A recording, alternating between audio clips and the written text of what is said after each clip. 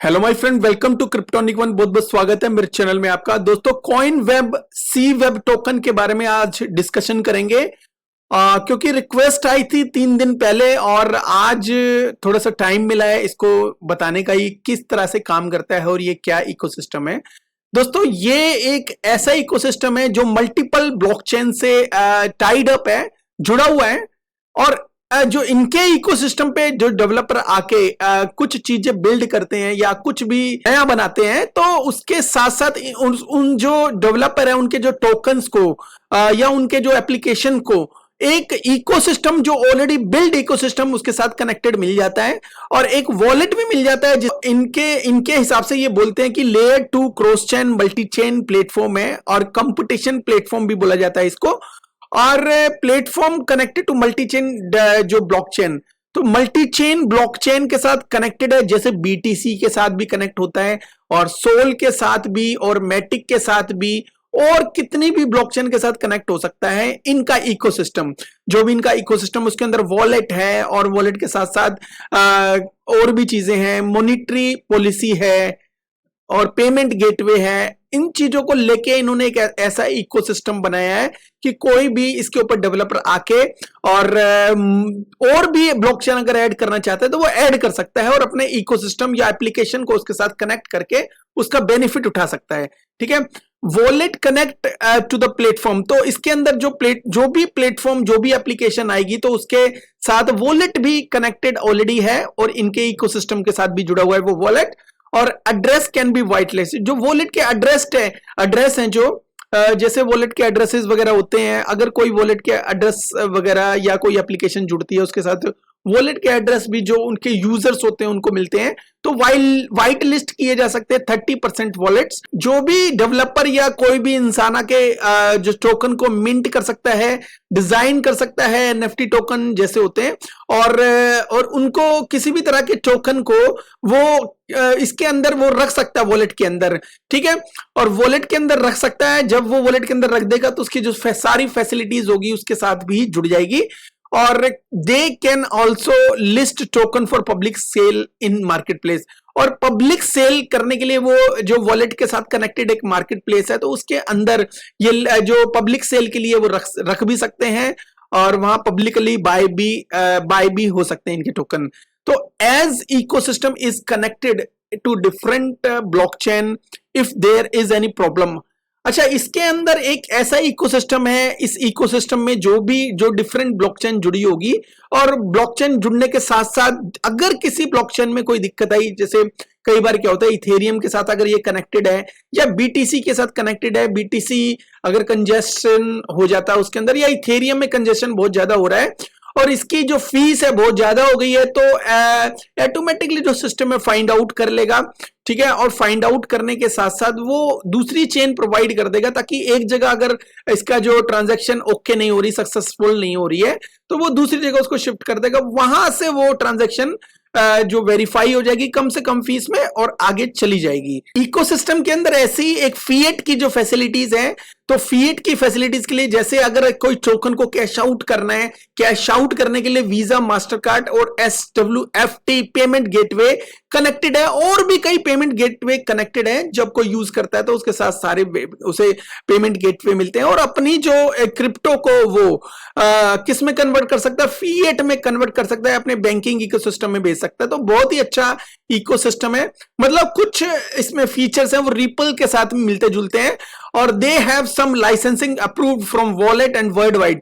तो क्योंकि इनका जो वॉलेट है उसके साथ काफी चीजें कनेक्टेड है, जैसे वीजा, मास्टर कार्ड और भी पेमेंट गेटवे, तो इनको लाइसेंस भी वर्ल्ड वाइड कुछ कंट्रीज से लेने पड़े और वो कंट्रीज ने इसको दिए और लीगली इशू से इस हिसाब से वो बच जाते हैं। तो डिफरेंट ब्लॉकचेन के साथ ऑलरेडी कनेक्टेड है और जहां पे भी लेस फीस के साथ स्मूथली ट्रांजैक्शन होनी है तो वो ऑफर करता है और वहां पे वो जो प्रॉब्लम सॉल्व हो जाते हैं। रिएक्टिव स्मार्ट कॉन्ट्रैक्ट, और ये जो प्रॉब्लम है इसको जो मॉनिटर करते रहते हैं, इनके जो रिएक्टिव स्मार्ट कॉन्ट्रैक्ट है वो ऑलरेडी बिल्ट इन है इनके इकोसिस्टम के साथ।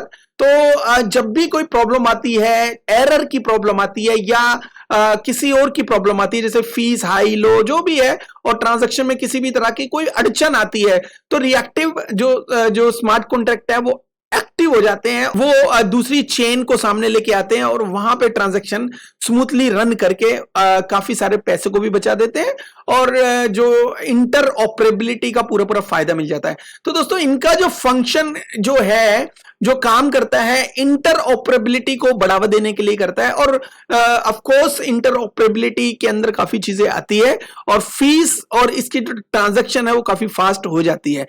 ये एक्सप्लोरर की जो सारी ट्रांजैक्शन है, जैसे अलग अलग ब्लॉकचेन है, यहां पर ये भी पता चल जाएगा कि कौन सी ब्लॉकचेन के साथ ये इस वक्त इंटरेक्ट हो रहा है। जैसे BNB, मैटिक और कूजी, इथेरियम, BTC, BCH। इस वक्त अगर देखा जाए तो एक्टिव जो चेन है मैटिक है, कूजी है, BNB, EGLD जो है ये भी चेन इसके साथ इंटीग्रेटेड है, LTC चेन भी इंटीग्रेटेड है। ये सारी ट्रांजैक्शन, ये जो यहाँ पे जो वॉलेट है वो ट्रांजैक्शन हो रहे हैं, आप देख भी सकते हो यहाँ पे। और 4 सेकंड पहले, 5 सेकंड पहले, 7 सेकंड पहले, तो अलग अलग ब्लॉकचेन का जो डाटा है जो वो एक ही एक्सप्लोरर पे लेके आ गए हैं, जो एक बहुत अच्छी बात है। इजीली फाइंड आउट हो सकती है कोई से भी जो ब्लॉकचेन है उससे रिलेटेड जो भी ट्रांजैक्शन है। तो ये बहुत अच्छा फीचर है। यहाँ पे स्टेकिंग का भी इकोसिस्टम है, स्टेक भी कर सकते हो अगर आप चाहो तो, लेकिन स्टेकिंग करने का जो ऑप्शन है उसको यूज करने से पहले हमेशा इसकी टोकनॉमिक्स और वो सब चीजें देख लेनी चाहिए दोस्तों। अब देख लेते हैं इसका थोड़ा और टोकनॉमिक्स का जो पार्ट है। दोस्तों सीड राउंड के अंदर जो इसकी जो अनलॉकिंग है वो 24 मंथ की वेस्टिंग थी और इसको 1 साल ऑलरेडी मतलब 1 साल ऑलरेडी हो गया है, तो 24 मंथ का इसमें वेस्टिंग शेड्यूल था। इसका मतलब सीड राउंड वाले वो निकल गए हैं। इसकी जो क्वांटिटी 282 मिलियन थी और 3.70% के आसपास इसका जो परसेंटेज थी और 0.05 करके इसका जो टोकन का प्राइस था। तो अगर आप देखें तो अभी आज की डेट में देखें तो इसका ऑलमोस्ट डबल है, यहां से हो डबल का जो रेट अवेलेबल है। तो मे बी ये सीड राउंड वाले निकल गए होंगे और प्राइवेट जो राउंड वाले हैं अनलॉकिंग एट टीजी पे अनलॉक होने थे 12 मंथ वेस्टिंग है इसके अंदर भी, तो ये 7% है और इसका जो प्राइस था 0.00650।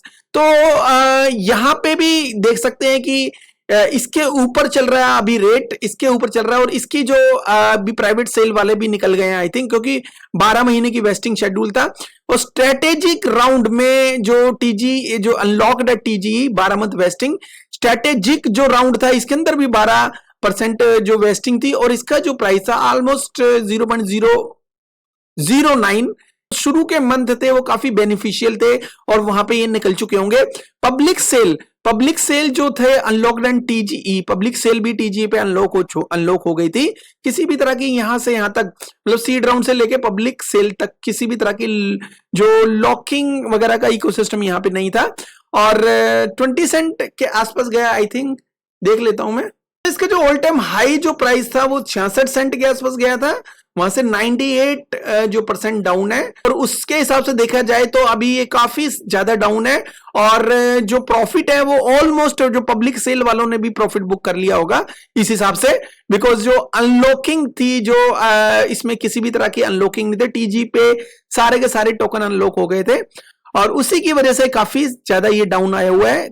तो कंपनी का जो रिजर्व था जो 36 महीने के लिए भी वेस्टिंग है, लेकिन जो अनलॉक हो चुके थे उसके अंदर ऑलरेडी हो चुके थे जब भी इसका टीजी आया था। टीजी के बाद टीजी मतलब 1 साल हो गया, तो ये समझ लो कि कंपनी का जो रिजर्व है वो 24 महीने के लिए और पेंडिंग है। अभी जो इसका जो 24 महीने जो है उसमें पर मंथ के बेसिस पे अनलॉक हो रहे हैं, ठीक है। फाउंडर का जो है 48 मंथ वेस्टिंग है, मतलब 3 साल और इसका जो वेस्टिंग चलेगा और इसका भी अच्छा खासा 13.50% है।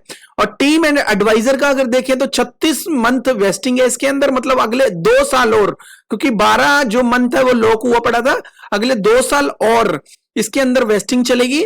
तो जो स्ट्रेटेजिक पार्टनर है 12 मंथ का लॉकअप है 36 महीने के लिए, इसमें भी 24 मंथ की स्टेकिंग जो वेस्टिंग चलेगी और 6 मंथ का लॉकअप, 6 मंथ का जो माइनिंग में लॉकअप था और जो उसके बाद 60 महीने तक इसकी वेस्टिंग चलेगी और इसका जो परसेंटेज सबसे ज्यादा है 21% इसके आसपास है।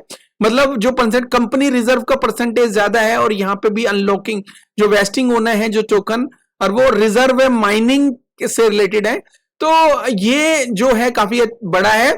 तो यहाँ पे ऑलमोस्ट 672 मिलियन के आसपास ये आएंगे और 1 बिलियन अगर छूट जाता है तो समझ लो कि मोटा मोटा हम ये लगा लेते हैं कि ये जब इसकी जो टोटल जो अनलॉकिंग तो काफी चल रही है इसके अंदर, तो क्या यहाँ पे स्टेबल रहेगा? थोड़ा सा मुश्किल लग रहा है दोस्तों। स्टेबल रहने का जो कारण है वो इसकी अनलॉकिंग है, और अनलॉकिंग जब तक होती रहेगी ये थोड़ा सा डाउन जाता रहेगा। और मुझे तो ऐसा लगता है कि ये अपने जो ऑल टाइम जो हाई पे तो टिका नहीं, ऑल टाइम लो के ऊपर भी ये टिकेगा नहीं। जैसे यहाँ पे एक नया हर महीने एक नया ऑल टाइम लो बनाता है, तो यहाँ पे एक ऑल टाइम लो जैसे 26% अभी तो ऊपर लग रहा है, लेकिन फ्यूचर में ये उससे नीचे जा सकता है, क्योंकि इसके अंदर जो टोकन की सप्लाई ऑलरेडी जो 3 बिलियन के आसपास सर्कुलेशन में आ गया है। और ऑलमोस्ट 2025 तक अगर देखें तो 6.5 बिलियन के आसपास ये मार्केट में आ जाएगा 2025 में।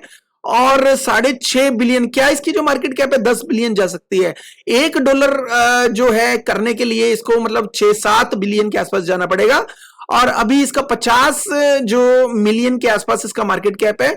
तो दोस्तों 50 मिलियन इस बियर मार्केट में मार्केट कैप होना एक बहुत अच्छी बात है, बहुत बड़ी। इकोसिस्टम तो अच्छा लग रहा है, कोई प्रॉब्लम नहीं है। और इसका जो फ्यूचर में यूज केस कितना आएगा ये फ्यूचर बताएगा, लेकिन अभी इसके ऊपर कुछ भी कहना और नहीं कहना, कुछ ज्यादा कहना ठीक नहीं बनता। बस ये कह सकते हैं अगर फ्यूचर में ये इसका जो 10 बिलियन के ऊपर इसने क्रॉस किया, जो थोड़ा सा मुश्किल लग रहा है, लेकिन इसका यूज केस बढ़ता है फ्यूचर में, तो ऑफ कोर्स इसका जो प्राइस है बहुत अच्छा जा सकता है। लेकिन अभी के लिए मैं ये कह दूं कि बियर मार्केट है, और इसकी जो मंथली बेसिस के ऊपर अनलॉकिंग हो रही है, अनलॉकिंग होने से जो प्रेशर होता है बाय का, बियर मार्केट में बाय प्रेशर तो नहीं बढ़ पाता, लेकिन हाँ बुल मार्केट में बढ़ पाता है। तो मैं ये कहता हूं कि अभी से इसके बारे में जो सोच रहे हो, थोड़ा सा जल्दी सोच रहे हो आप, इसको सोचने के लिए थोड़ा सा वक्त दो, 3 से 4 महीने। जब बुल मार्केट आ जाएगी और बुल मार्केट के अंदर जो काफी लोग इसको बाय करना शुरू कर देंगे, उसके बाद आप इसको थोड़ा सा सोचना इसको लेने के लिए। तो अभी इसे 3 से 4 महीने, may be until bull run 6 महीने भी हो सकता है, तो जब तक आप इसको थोड़ा सा होल्ड पे लेके चल सकते हो। और फ्यूचर में इसके अंदर पोटेंशियल हो सकती है, ऐसी बात नहीं है, लेकिन अभी मुझे लग रहा है ये जो अपने जो पहले की जो प्राइवेट सेल है उससे भी नीचे जा सकता है। ठीक है, तो इसके लिए आप इसको वॉच करते रहना। अभी भी बिल्कुल भी किसी भी तरह की कोई भी फाइनेंशियल एडवाइस नहीं है इसके लिए, और ना तो कोई फाइनेंशियल एडवाइस मेरी किसी भी टोकन में है। और अपना पैसा आप कभी भी किसी भी टोकन के अंदर लगा रहे हो, क्योंकि आपको पता ही है कि गेमर्स के अंदर क्या हुआ है, 2 मिनट के अंदर लाखों डॉलर लेके भाग गए लोगों के, और उसके बाद एक छोटे मोटे मैसेज कर दिए, कम्युनिटी का जवाब देना बंद कर दिया, जो बहुत ही बुरी बात है। क्रिप्टो में स्कैम चलते रहते हैं, लेकिन ये तो थोड़ा सा बड़ा प्रोजेक्ट लगता है, कोई ऐसी बात नहीं है। लेकिन फिर भी कभी भी किसी भी टोकन में आप पैसा लगाओ तो बहुत ही रेयर, बहुत ही कम लगाओ। जो पैसा है जेब में रुक नहीं पाता, वो मार्केट में लगी जाता है। तो इस चीज को देखो, थोड़ा सा अपने पैसे को होल्ड करना सीखो। होल्ड करना मतलब यूएसडीटी में होल्ड करना सीखो, तो काफी चीजें स्मूथ हो जाएगी। ठीक है, बाकी ये छोटा सा रिव्यू था कॉइन वेब, जो सी वेब टोकन के बारे में। अच्छा, एक चीज और बता दूं, इसमें जो भी ट्रांजैक्शन होती है वो सी वेब टोकन पे होती है, चाहे वो डेवलपर कर रहा है, चाहे कोई भी किसी भी तरह की ट्रांजैक्शन कर रहा है, सी वेब टोकन की पे होती है। तो ये छोटा सा रिव्यू था, लेकिन मैं ये समझता हूं कि इसको स्ट्रॉन्ग होने के लिए बुल मार्केट का इंतजार करना चाहिए। बाकी आप अपने हिसाब से रिसर्च कर लेना। ये मेरी छोटी सी रिसर्च थी। Thank you very much friends, have a good one, take care, bye bye.